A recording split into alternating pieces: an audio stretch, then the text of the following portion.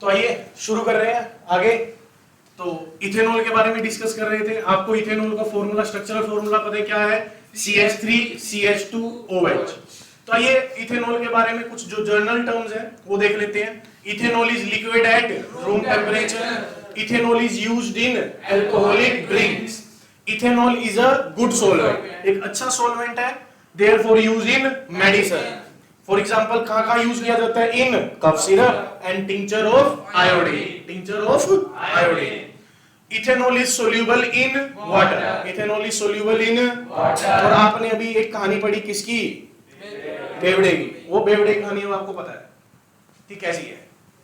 तो दोबारा से एक बार डिस्कस कर लेते हैं भाई साहब। एक बेवड़ा था, क्या पी ली उसने? अल्कोहल पी के कहां गिर गया? नाली में। फिर उसका आया एक दोस्त, क्या लेके आया हाथ में? कैंडल, ढूंढने के लिए, है ना? अंधेरा था, दिख नहीं रहा था भाई साहब। तो जैसे ही उसको बाहर निकाला, क्या आने लगा? Popup sound. Popup sound. वो पॉपअप साउंड किस वजह से आ रही थी?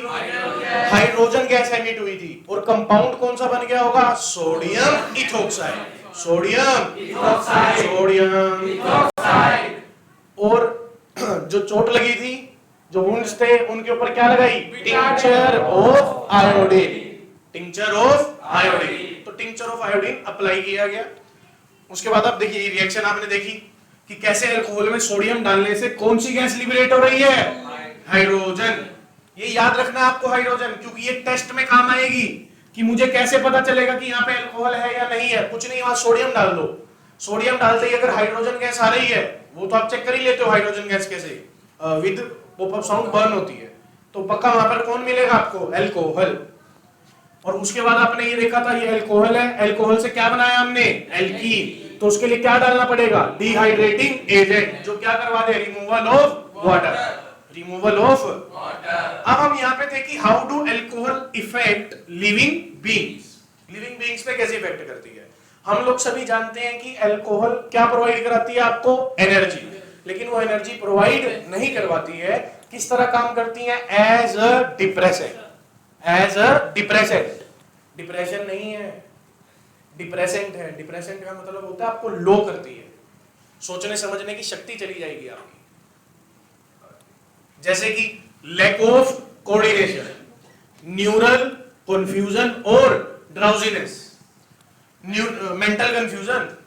मेंटल कंफ्यूजन कैसे? कि आप सोच समझ नहीं पाओगे। जैसे कि मान लो कि भाई साहब को भी एक पूरा का पूरा पौवा पिला के, बोतल होगी, इशारा बोतल का हो गया, पूरी बोतल पिला के पेपर देने बिठा दो, दे पाएंगे?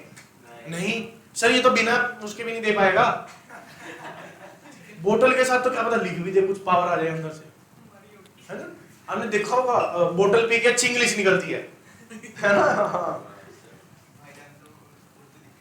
सुनिए इधर एक चीज और है, देखो इथेनॉल, इथेनॉल से छोटा कौन सा होता है? CH3OH। एक कार्बन का नाम methanol.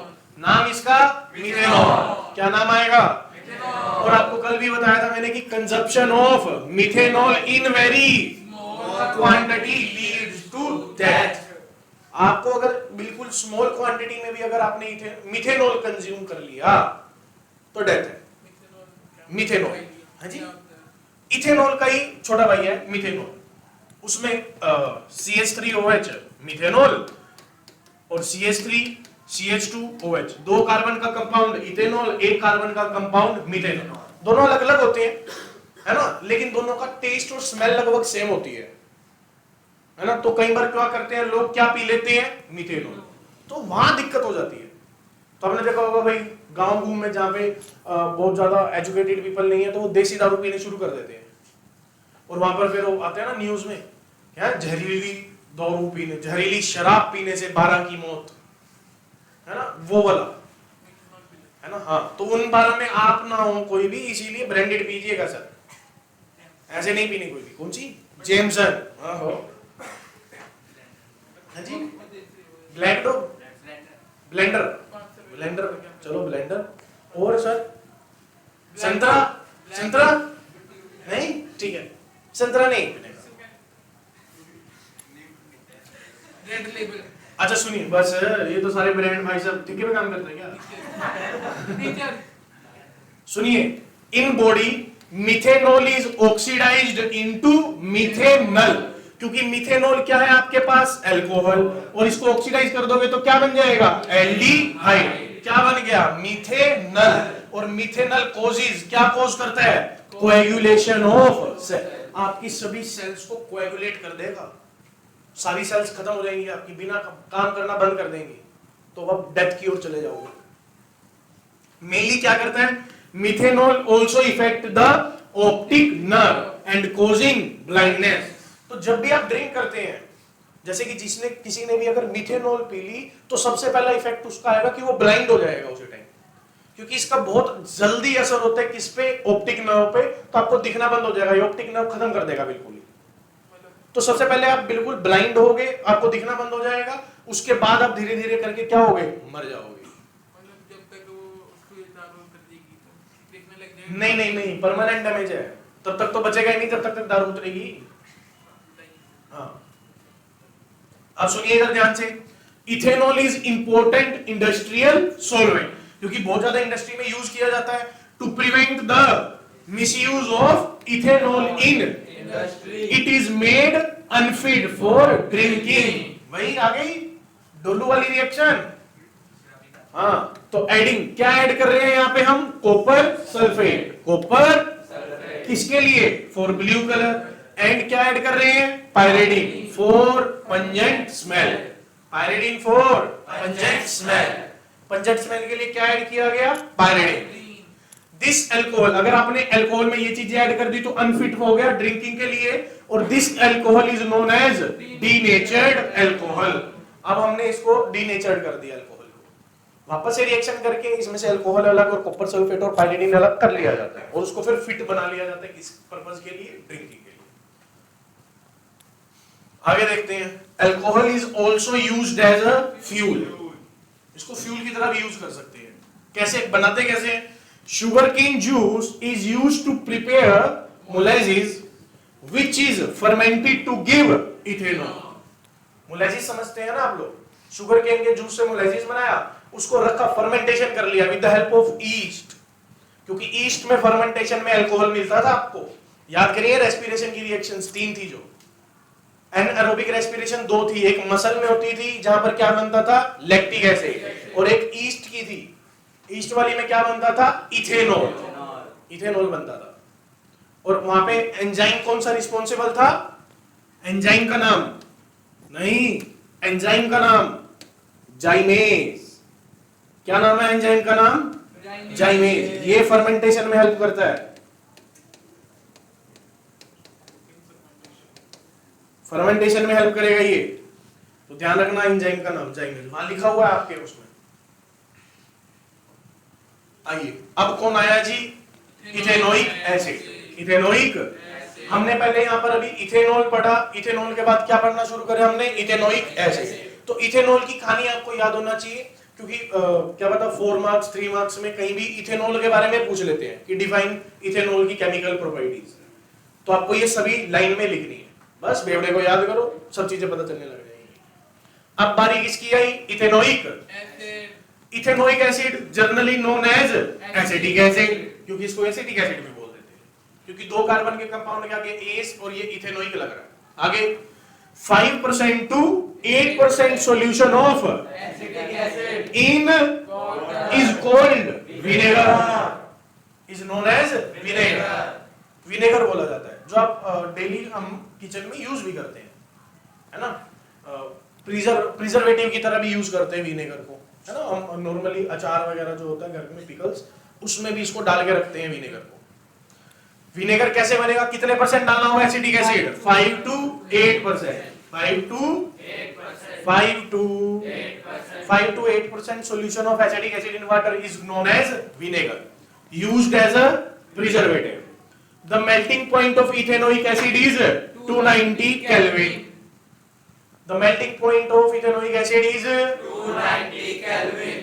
The melting point of ethanoic acid is 290 Kelvin। तो सब एक याद रखना कि भाई साहब से कितने रुपए लेके भाग गया था कोई, 290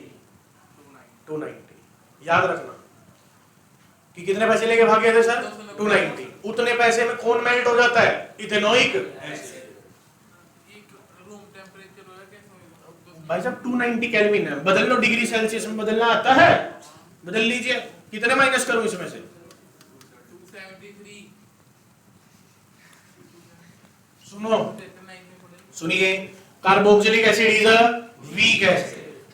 कैसा एसिड है carboxylic acid? Weak acid. Carboxylic क्यों लिखा भाई?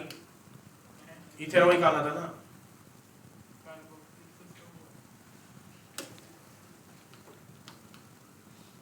इथेनॉइक पढ़ रहे हैं तो ethanoic, ethanoic acid is a weak acid. अब बारी आई reaction of ethanoic acid, reaction of ethanoic acid. सबसे पहले कौन सी? Esterification reaction. कैसी रिएक्शन? एस्टरीफिकेशन। कहानी याद होगी आपको तो करें। तो क्या क्या चीजों की रिक्वायरमेंट होगी एस्टरीफिकेशन रिएक्शन करने के लिए? पहला अल्कोहल, तो अल्कोहल ले लो कोई भी, CH3 CH2OH। और क्या चाहिए साथ में? Carboxylic acid. तो कार्बोक्सिलिक एसिड में इथेनोइक एसिड आता है ना, तो इथेनोइक एसिड डाल लेते हैं। तो इथेनोइक एसिड ले लो, CH3 CH C double bond O OH, क्योंकि 2 कार्बन होने चाहिए ना। अब इसको क्या करना था आपको? उल्टा करना, रिवर्स करना ना आपको।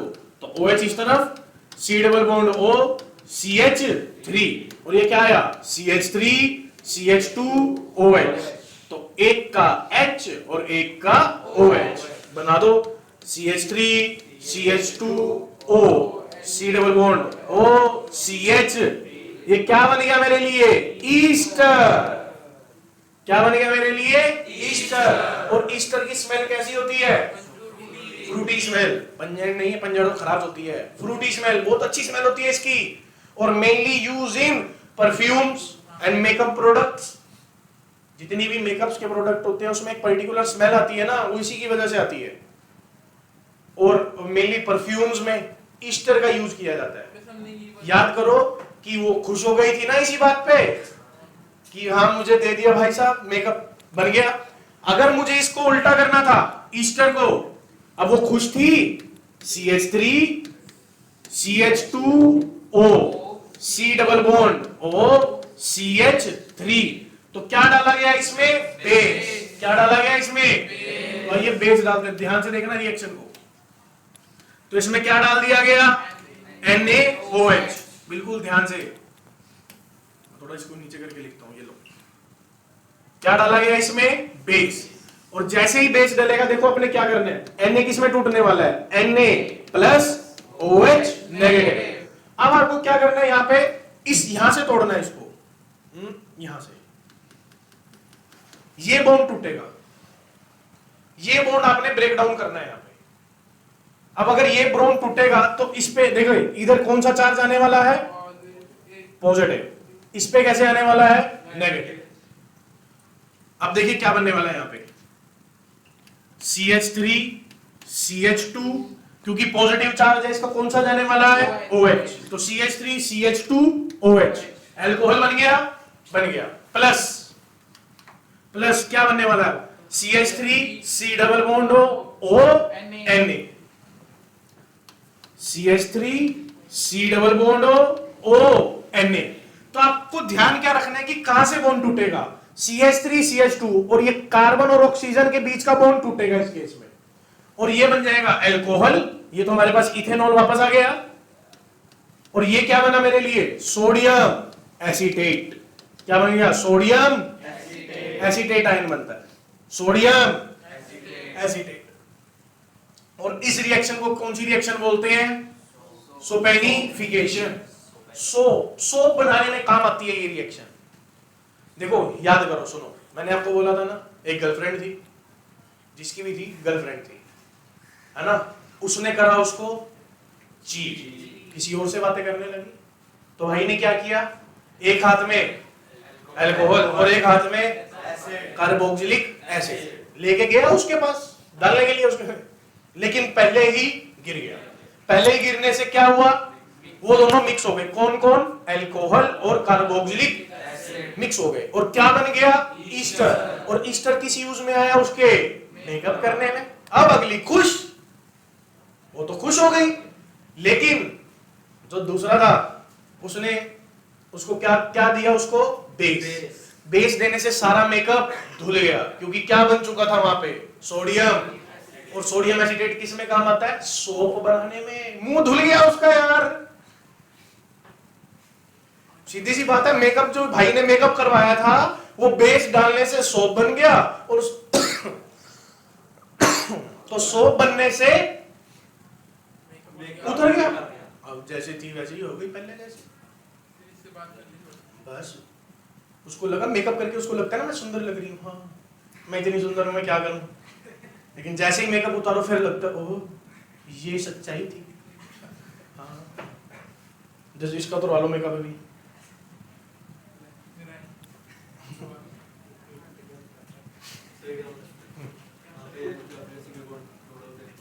हाँ जी, ये टूटा, ये मैकेनिज्म है भाई, ये इसी मैकेनिज्म से काम होगा। अभी हम मैकेनिज्म में नहीं जा सकते इसके कि कैसे हुआ, ये पूरा भाई साहब ऊपर नीचे हिल जाएंगे इसमें।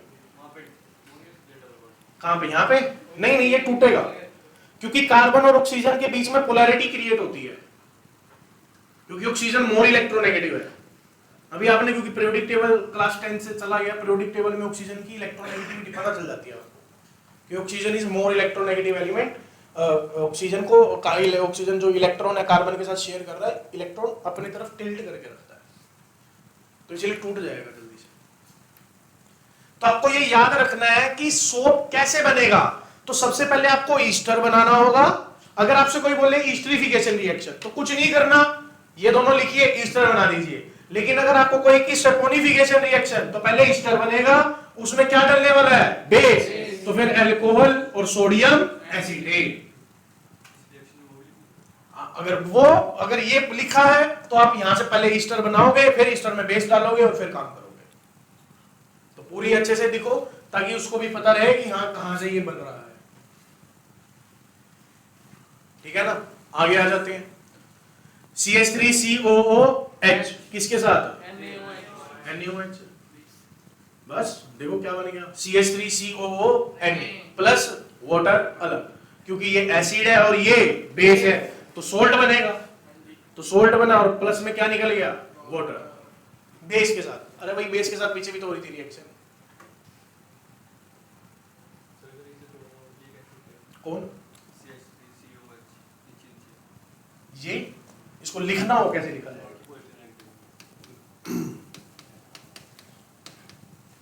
ये है ना। तो यहां से देखो CH3COONA, मतलब ये H हटा है यहां से और Na लगा। देख ये H हटा और इधर से कौन हटा, OH, इधर का H इधर का OH, क्या मिला दिया इन्होंने, H2O। अब जो बचा O और Na यहां पे आके जोड़ा तो CH3COONA, सोडियम एसीटेट। हम पढ़ रहे हैं इथेनोइक एसिड के बारे में। इथेनोइक एसिड की अगर केमिकल रिएक्शन देखें तो पहली रिएक्शन ईस्टरिफिकेशन, दूसरी रिएक्शन सोपेनिफिकेशन, तीसरी रिएक्शन विद बेस, और अगली reaction last reaction with carbonate and अब ये रिएक्शन देखिए आप, एसिटिक एसिड CH3COOH, क्या डाला इसमें, ये कार्बोनेट है या बाइकार्बोनेट है, बाइकार्बोनेट। क्या है ये, बाइकार्बोनेट है। क्या है, बाइकार्बोनेट। अब जैसे ही आपने इसमें बाइकार्बोनेट डाला तो ये वही बन गया सोडियम एसीटेट, क्योंकि Na था ना, इसके साथ निकल लिया, और साथ में क्या निकला, H2O। और आपको पता है कि जब भी ये टूटेगा बाइकार्बोनेट चाहे कार्बोनेट, क्या निकलने वाली है, कार्बन सेम कंडीशन इसमें। ये टेस्ट है किसके लिए, इथेनोइक एसिड या कार्बोक्सिलिक एसिड के किसी के भी लिए, कि आप इसको अगर बाइकार्बोनेट या कार्बोनेट के साथ रिएक्शन करवाते हो तो कौन सी गैस एमिट करवा के देगा आपको, कार्बन डाइऑक्साइड। लेकिन अगर आप इथेनॉल को इससे ये रिएक्शन करवाओगे तो कार्बन डाइऑक्साइड निकलने वाली नहीं है, यानी उसके साथ नहीं करता, अल्कोहल के साथ। अल्कोहल का टेस्ट करने के लिए कौन सी गैस बाहर निकाल रहे थे, हाइड्रोजन। किससे रिएक्शन करवा के, सोडियम से। मेटल से रिएक्शन होती है सोडियम से, नाली Na या Li, लिथियम, उससे करवा लो तो भी हो जाएगी, Na से करवाओगे तो भी हो जाएगी। तो देखो ये पढ़ो, ये सबसे इंपॉर्टेंट आपके लिए, how to distinguish between alcohol and. ये कैसे पता पता चलेगा कि अब मैंने आपको 2 टेस्ट ट्यूब में केमिकल डाल के दे दिए, आप कैसे बताओगे सर ये कार्बोक्सिलिक एसिड है और ये अल्कोहल है, कैसे पता चलेगा? स्मेल से नहीं। सुनिए, वहां ठंडी का मौसम था, रनी नोज था, क्या पता स्मेल आई ना। हाँ तो वही है, तो carboxylic acid react with carbonate या फिर बाइकार्बोनेट प्रोड्यूस, कार्बन डाइऑक्साइड और अगर कार्बन डाइऑक्साइड लाइम वाटर में डालूंगा तो क्या बना देगी? CaCO3 जो कि मिल्की अपीयरेंस दे देगा आपको। और alcohol does not give this test because doesn't evolve CO2, CO2 नहीं निकालता alcohol when react with carbonate और बाइकार्बोनेट। ये आपको टेस्ट याद रखने हैं कि कैसे आप डिफरेंशिएट कर सकते हो। पेपर का पक्का क्वेश्चन है इस बार का, 100% आने वाला है आपके लिए, 100% आएगा कि अगर आपने कार्बोक्सिलिक एसिड, चाहे वो इथेनोइक एसिड हो, प्रोपेनोइक एसिड हो, उसको किससे रिएक्शन करवाया? कार्बोनेट या फिर बाइकार्बोनेट। कौन सी गैस इवॉल्व करेगा? Carbon dioxide. और अगर आपने अल्कोहल को किससे रिएक्ट करवाया? नाली से, Na या फिर Li, कौन सी गैस प्रोड्यूस करेगा? हाइड्रोजन। और हाइड्रोजन का टेस्ट आपको करना आता है कैसे? Burns with pop up sound. Carbon dioxide का टेस्ट करना आता है? जी हाँ, क्योंकि लाइम वाटर से डालेंगे तो lime water turns milky appearance दे देगा। क्लियर? तो देखो, हमने सबसे पहले पढ़ा किसके बारे में? इथेनॉल है ना, एज अ गुड सॉल्वेंट काम करता है, टिंक्चर ऑफ आयोडीन है ना। उसमें हमने रिएक्शन करी, सोडियम के साथ रिएक्शन करी, और एक रिएक्शन दे रखी है इथेनॉल की, वो डिहाइड्रेटिंग एजेंट वाली, कि अल्कोहल से क्या बन गया? एल्कीन। बस इतनी याद रखना है, 2 ही रिएक्शन है। इथेनोइक एसिड की रिएक्शन देखे तो पहली रिएक्शन कौन थी इथेनोइक एसिड की? एस्टिफिकेशन, उसी को एक्सटेंड करा सल्फोनिफिकेशन। तीसरा रिएक्शन विद बेस NaOH, तब भी वही बन रहा था। और लास्ट रिएक्शन विद कार्बोनेट या फिर बाइकार्बोनेट, जिसमें कार्बन डाइऑक्साइड इवॉल्व हो रहा है। बस ये आपको याद रखने हैं, इतनी ही गेम खेलनी है, इतनी ही गेम खेलनी है आपने।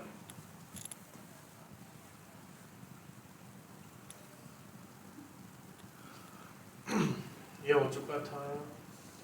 हाँ, ये देख लो एक बार,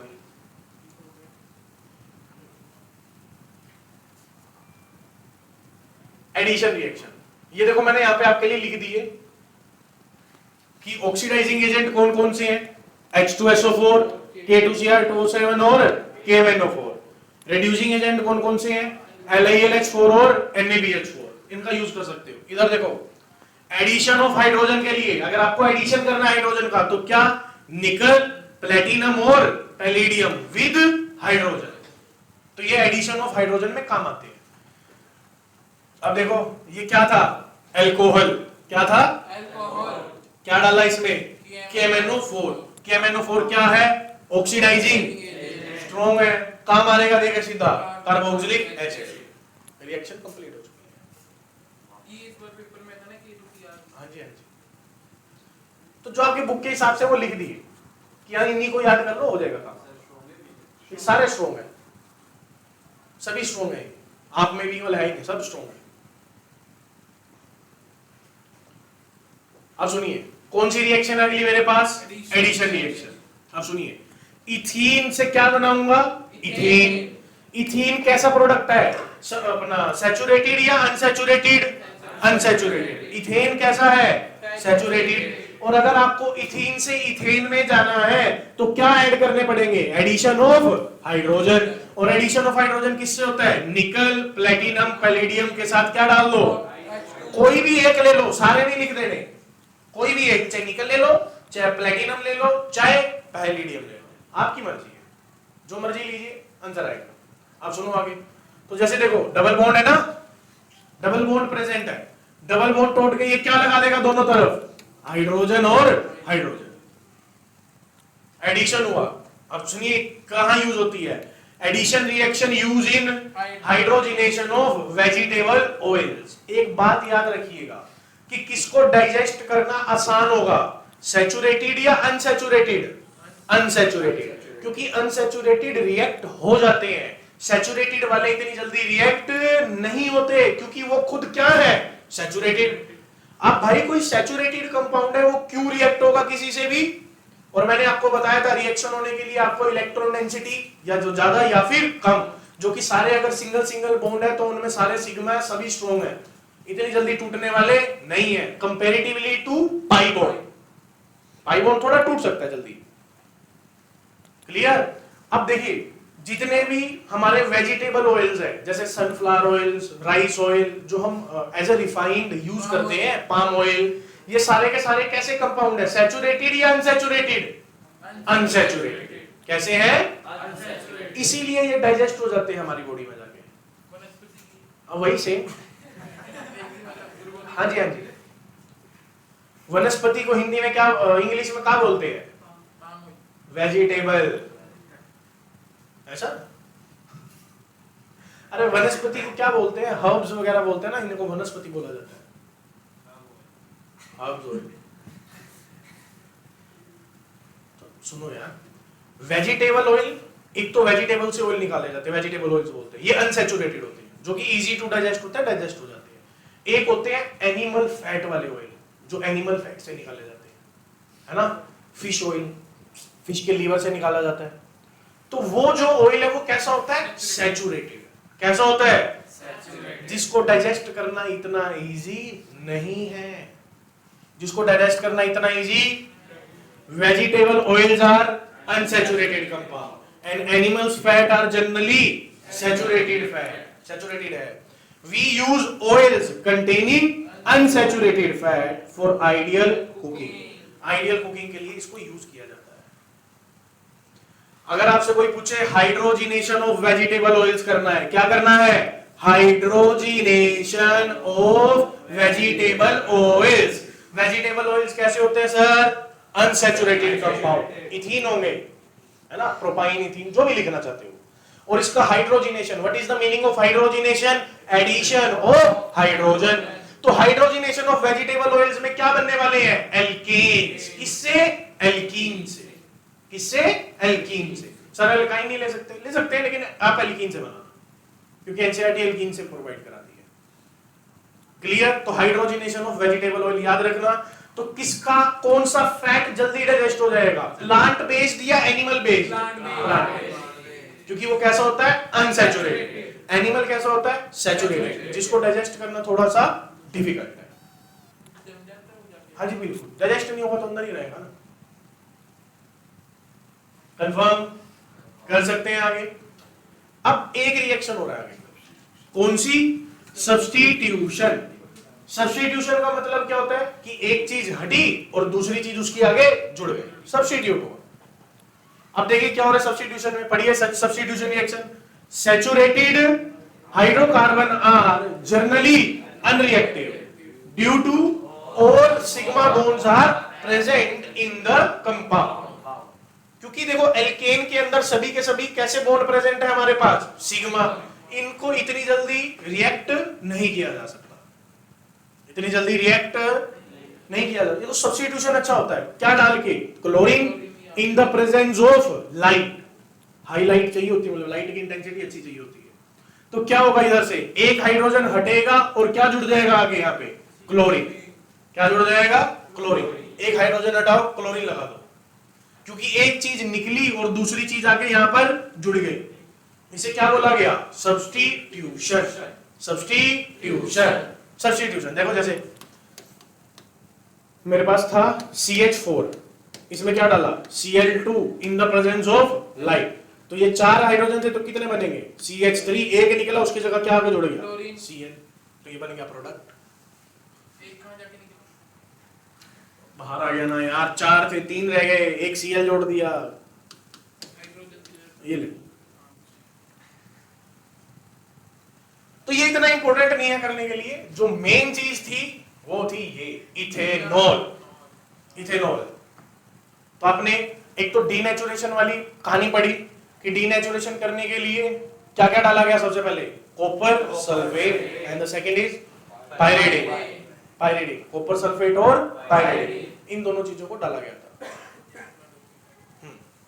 पायरिडिन की एक पंजन स्मेल होती है और copper sulphate use as a blue colour, colour के लिए लिया जाता है। ठीक है, तो आप इसको रिवाइज कर लीजिए, इसको रिवाइज करिए पूरा अच्छे से। ये जितनी भी रिएक्शंस दी गई हैं इनको प्लीज नोट डाउन कीजिए, नोटबुक पे लिख लिख के देखिए, तभी ये रिएक्शन आएंगे। और ये लेक्चर देखते हुए आपको एनसीईआरटी साथ में जरूर खोलनी है। एनसीईआरटी में जो बॉक्स में दे रखी है चीजें, उनके नोट्स तो बना लिए हैं, लेकिन आपको जो लैंग्वेज है वो जरूर पढ़नी है, क्योंकि वहां से बहुत सारे क्वेश्चंस आते हैं। ठीक है, यही सब के सब केमिकल प्रॉपर्टीज हमने खत्म करी। इसके बाद हमारे पास सोप्स एंड डिटर्जेंट एक लास्ट टॉपिक बचेगा इसका, और वो एक लेक्चर में कंप्लीट करेंगे। तब तक आप इसको पढ़ लीजिए, और अगर डाउट है तो प्लीज बताइए और हम उसको करेंगे। ठीक है, okay bye. Like, share, subscribe.